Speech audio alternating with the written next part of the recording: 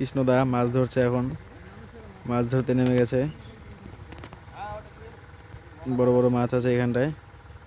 এই যে জলের নিচে হাত ঢুকিয়ে দিয়েছে, মাছের লেজ টেনে ধরেছে।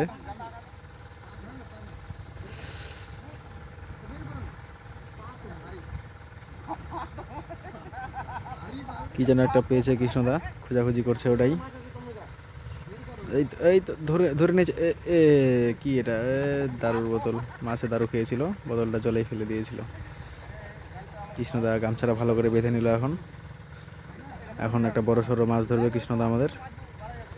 তন্ময় পজিশন চেঞ্জ করে নিল, পিছনে কৃষ্ণদাও যাচ্ছে। এই যে আগে একটা মনে হয় বড় সড়ো মাছ দেখতে পেয়েছে এরা।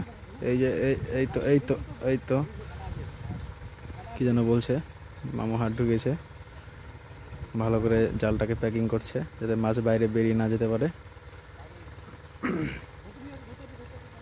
কৃষ্ণদা কি যেন বলছে এই ভাইটাকে। জঙ্গল টঙ্গলগুলো পরিষ্কার করে নিচ্ছে যাতে বড় মাছ ধরতে সুবিধা হয়। উপরে দুইজন ইন্ট্রোডাকশন দিচ্ছে কি করে মাছ ধরতে হয়।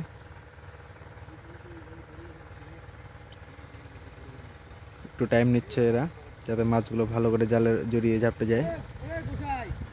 কৃষ্ণদা আবার এদিকে কাকে কি বলছে।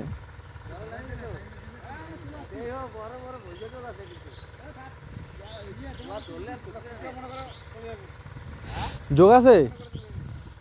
হ্যাঁ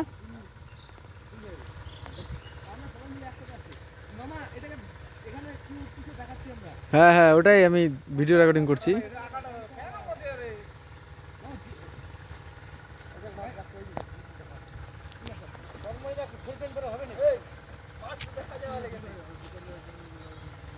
কৃষ্ণদা দেখো গামছার ভিতরে মাছ ঢুকে না যায় আবার।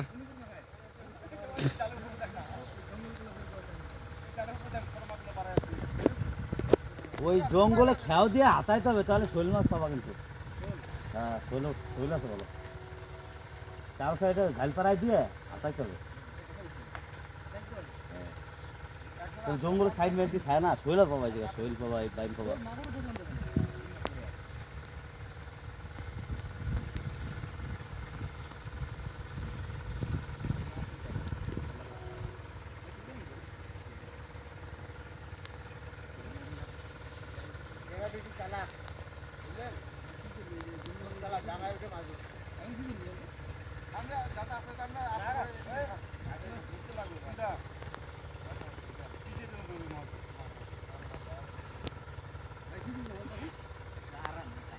জাল নিয়ে আসো।